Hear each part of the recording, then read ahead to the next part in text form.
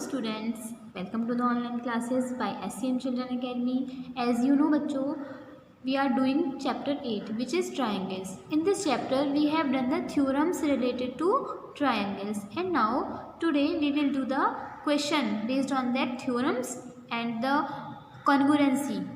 Okay, we have understood all type of congruencies. There is 5 type of congruency now in our 9th class. So apply these all 5 congruencies. You have to find by seeing the question that which congruencies fit in this question. Okay, then you will apply that congruency and prove the question which you have given in that question. Okay students, now start with question number 1. Line segment AB is parallel to another line segment CD. Line segment AB is parallel to another line segment. This is the figure. ये figure बनी हुई है book में. AB is parallel to another line segment CD, right? And O is the midpoint of AD. AD को join कर देते हैं and BC को ज्वाइन कर देते हैं. Okay? O is the midpoint of AD. अब ये midpoint है, it means OA will equal to OD, है ना? OA OB के इक्वल होगी क्योंकि ये midpoint है. Okay? And show that triangle AOB, दो ट्राइंगल बनना है AOB एंड COD, COD या DOC ईच आर कॉन्ग्रुएंट. कहने का मतलब है कि AOB triangle will congruent to triangle DOC. अब कैसे प्रूफ कर सकते हैं? ठीक है, I have told you that find the 3 congruency. 3 चीज़ें आपको फाइंड करनी होती हैं. या तो SS कॉन्ग्रुएंसी से side any angle included angle और साइड फाइंड कर लेते हैं, या फिर SSS congruency side side side, या फिर AAS लगा दो या RHS लगा दो, या फिर जोन सी भी कॉन्ग्रुएंसी रूल आपके क्वेश्चन के अकॉर्डिंग फिट होती है वो आपको अप्लाई करनी है. अब इस क्वेश्चन में क्या कर सकते हैं? देखो गिवन है क्वेश्चन में AB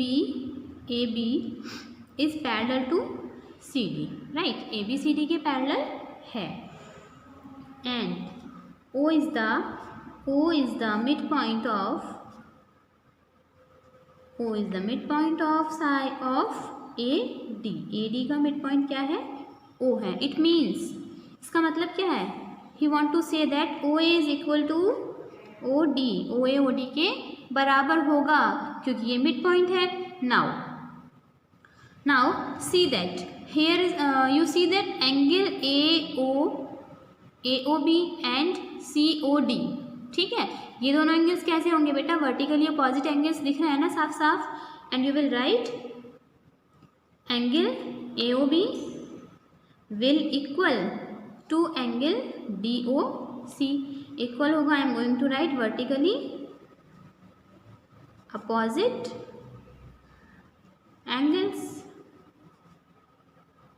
ओके, इट मीन्स मैंने एक एंगल फाइंड कर लिया जो वर्टिकली अपोजिट एंगल था.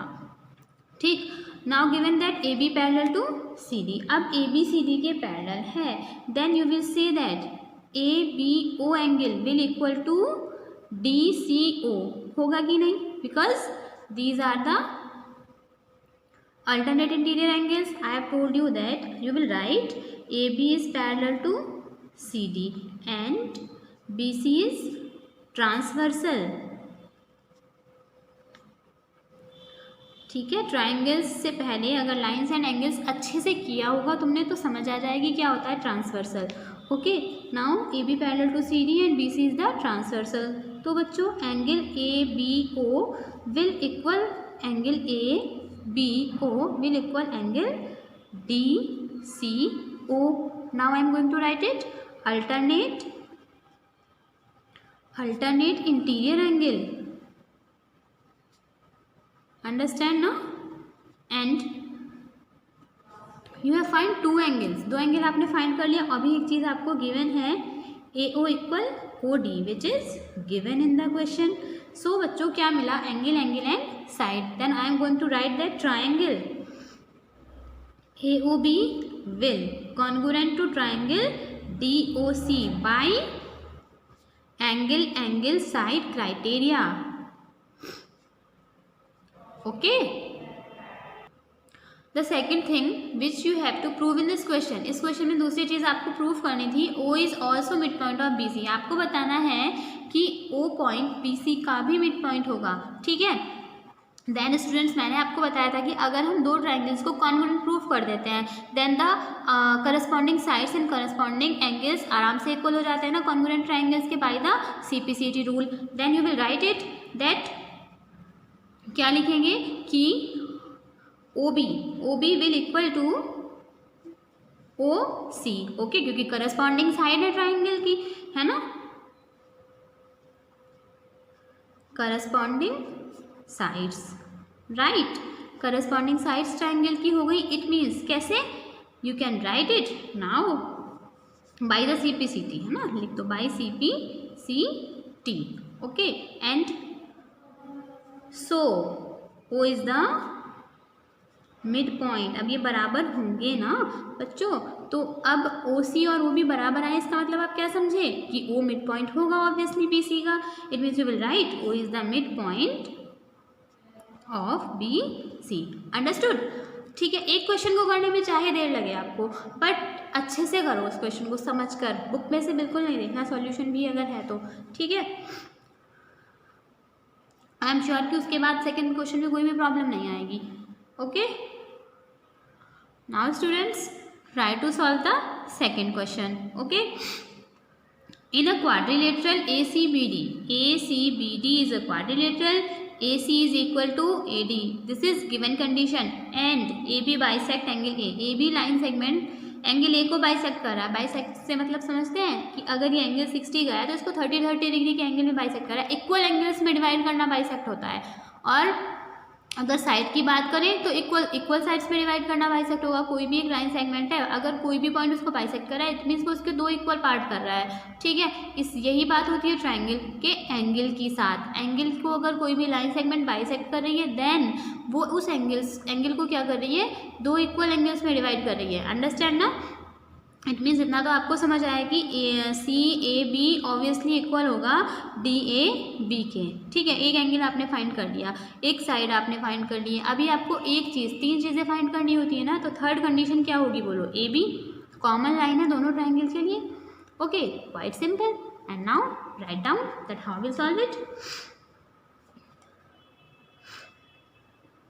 इन triangle ACB and triangle ADB, ठीक है, AB equal AB, I am going to write it, this is common line segment which work for both the triangle, दोनों triangles के लिए काम कर रही है। And angle CAB equal angle DAB, given था क्वेश्चन में, बाइसेक्टर है क्योंकि, ठीक। एंड AC इक्वल AD, ये भी क्वेश्चन में गिवन था, है ना, सारी चीज़ें तो गिवन थी, फाइंड क्या करना था, सिर्फ AB कॉमन बतानी थी। नाउ साइड एंगल साइड, अब आप लिख सकते हैं कि triangle ABC is congruent to triangle ABD by side angle side rule, ठीक है। आगे पढ़ो, what can you say about CD and BD, CD और BD, ये CB होगा, CB एंड BD, ठीक है। CB और BD के बारे में क्या बोलेंगे, अरे कॉन्ग्रुएंट ट्राइंगल के पार्ट्स है ना, ये कॉन्ग्रुएंट ट्राइंगल्स की साइड है, इट मीन्स ये भी आपस में इक्वल हो जाएंगी। Then you will write CB will equal to BD because by the CPCT rule, right. तो स्टूडेंट्स इस टाइप के क्वेश्चंस आपको अपनी बुक से करने हैं, ठीक है। और अगर कोई भी प्रॉब्लम आती है तो आप अपने क्लास के टाइम में पूछ सकते हैं, okay students. Thank you, have a good day.